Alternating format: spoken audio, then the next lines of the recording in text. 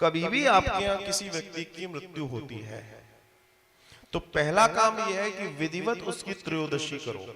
विधिवत, दुनिया चाहे कुछ कहे, आपको दुनिया से मतलब नहीं है, उसके कल्याण से मतलब है। पहली चीज उसकी त्रयोदशी करें, और दूसरी चीज उसकी कोई वर्षी आप त्रयोदशी के साथ ना कर देना, वरना फिर पितृदोष आएगा। क्यों आएगा?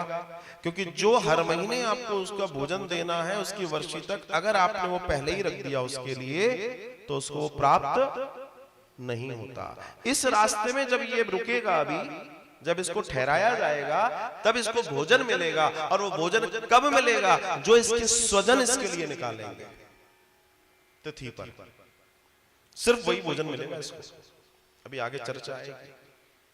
तो स्वजन तो आजकल निकालने को तैयार ही नहीं है।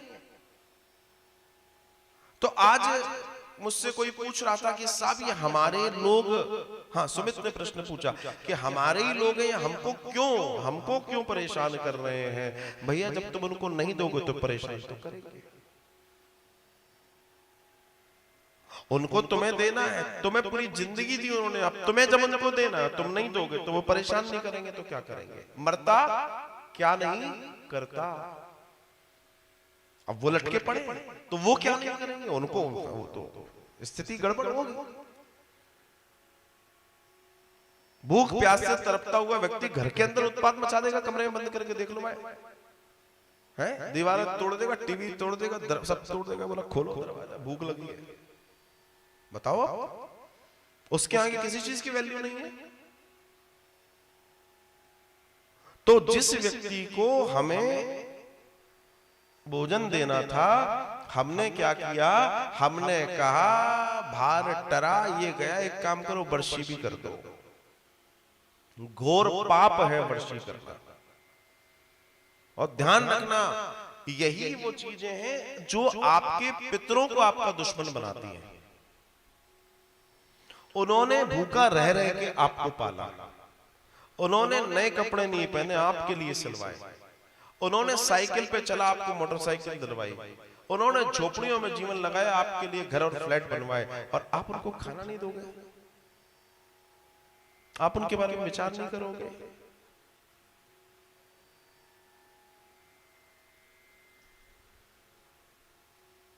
आदमी सोचता है गया जी हुआ है, पिंडदान करा, पिंडा छूटा।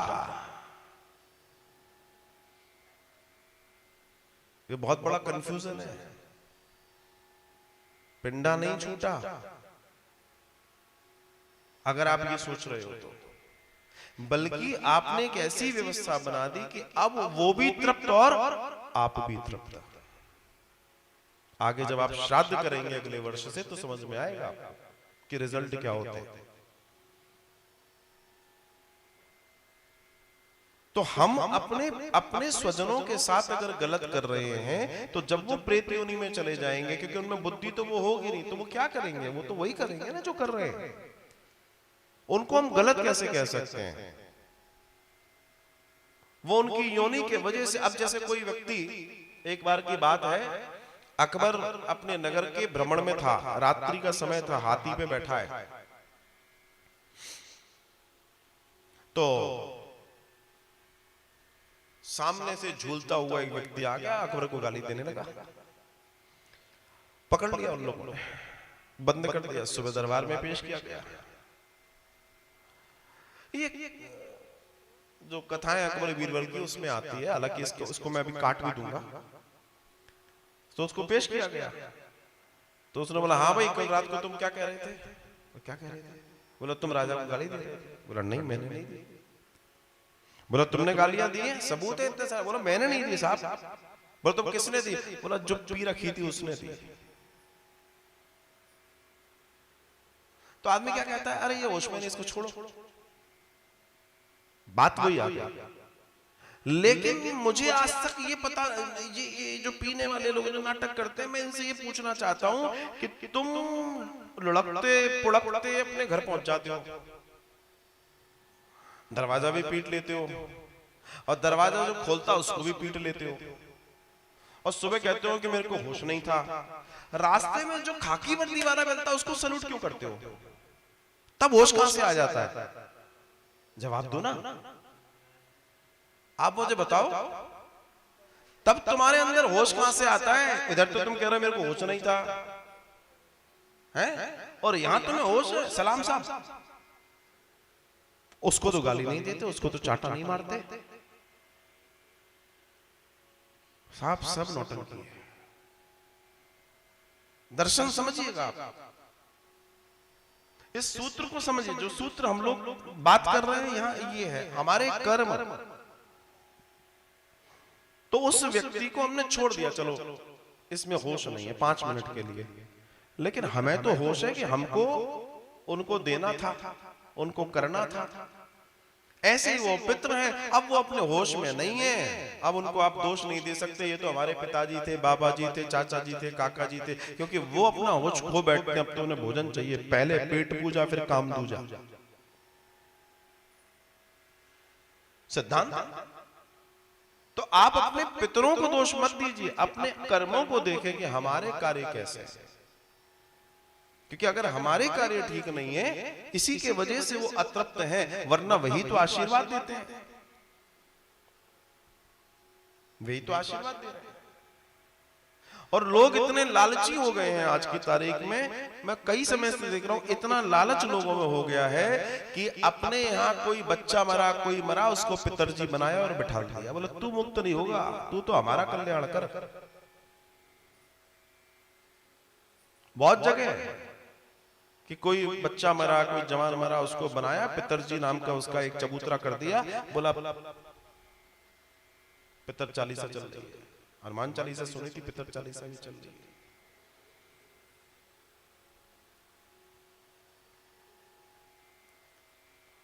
अब देखिए, यही कथा चल रही है कहीं, इत्तेफाक से वो जुड़े हुए हैं, तो मेरे पास मैंने खोला तो चल रहा था। हाँ, चल क्या रहा था, मैं सुबह ही वहां कमरे में बैठा था, विंडो खोल के धूप आ रही थी, हमने कहा धूप ले ले, और एक भजन चल रहा, जय पितरजी जय जय पितरजी। मैंने कहा भगवान भला करे तुम्हारा, शास्त्र क्या कह रहा है और तुम उल्टा कर रहे हो, जय पितरजी। सिर्फ यजमान प्रसन्न हो जाए, कैसे भी अपनी दुकान चल जाए, जय पितरजी चल रही है। शास्त्र कहीं नहीं है, जो लिखा है वो मानना नहीं है। अब तुम बताओ, जब तुम जय पितरजी के गीत गा रहे हो, तो तुम्हारे पितरजी तुम्हारे साथ वापस ही तो जाएंगे सूटकेस में। हाँ, तुम जाओ पितरजी बोलते तो मान भी जाते, शब्द ब्रह्म है, ये चल रहा है। तो जिन पितरों के निमित्त जिस कार्य को करने का कार्य है, वो कार्य नहीं होगा तो गड़बड़ होगी साहब। आत्मा मुक्ति के लिए है, बांधकर चबूतरे बनाने के लिए नहीं है। आत्मा मुक्ति के लिए है, पितरजी बनाने के लिए नहीं है। पितरजी आपको जीवन भर के लिए परेशान कर लेंगे। आज तुम उनको थोड़े समय तक तो ठीक चलेगा, लेकिन जब उनको लगेगा अरे मुक्ति के लिए आया था, ये कहां बांध के बैठ गए, अब ये तो मुझे छोड़ नहीं रहे, अब मैं इनको देखता हूं। आप मुझे बताइए, आपको बहुत दुनिया का जो सबसे बड़ा महंगा होटल है, 50-60 लाख रुपए उसका किराया एक रात का, उसमें आपको 1 महीने 2 महीने 1 साल के लिए बोलते चलो बंद हो जाओ, आप हो जाओगे? नहीं भैया, हमें तो अपने घर जाना है। कहने का तात्पर्य, आत्मा को तुम चाहे कुछ कर लो, उसको तो मुक्त होना है भाई, वो बांधने के लिए नहीं है, वो मुक्ति के लिए है। और तुम पितरजी बनाए घूम रहे हो, तो क्या होगा? अंतोगत्वा तुम्हारे 2-3 पीढ़ियों के बाद डैमेजेस होने शुरू हो जाएंगे, बड़े बड़े डैमेज शुरू होंगे। और किसके होंगे?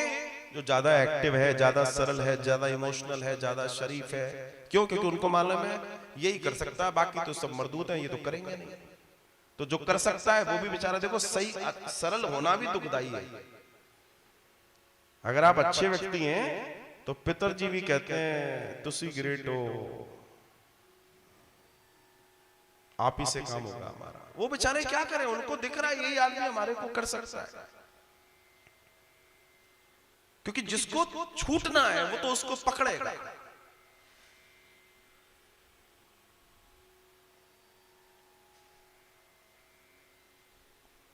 करीब मेरे ख्याल से हो गए होंगे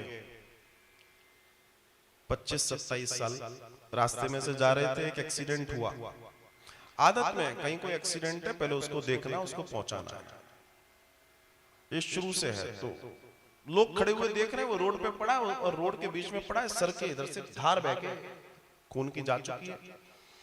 तो तुरंत एक सज्जन और थे हमारे पास, बाइक थी, उस बाइक पे तुरंत उठे और दौड़ के मैं उसके पास पहुंचा और मैंने उसको उठाया। तो जब मैंने उसको कंधे से ऐसे उठाया तो उसने सीधे क्या किया, अपने हाथ से हमारी गर्दन पकड़ ली, बहुत तेज। लेकिन उस समय बस ये विचार था क्योंकि उसको भय है, उसके आगे मृत्यु खड़ी है। तो भय में तो व्यक्ति कुछ भी करता है, लेकिन उसके वजह से उसको थोड़ी छोड़ देंगे। उसको उठाया, ऑटो में रखा और गवर्नमेंट हॉस्पिटल का जो प्राइमरी जो होता है उसमें छोड़ा और अपने रास्ते पे निकल गए। लेकिन मैं आपको ये बता रहा हूं कि जो उस समय मैंने उसकी आंखों में देखा, बाद में हमें नहीं मालूम उसका क्या हुआ, लेकिन जब ज्ञान आया तो समझ में आ गया था कि उसके सामने मृत्यु खड़ी थी। वो इतना घबराया हुआ था, उसकी आंखें इतनी बड़ी बड़ी हो गई थी। मृत्यु है। तो आप इन चीजों को समझिएगा, जानिएगा।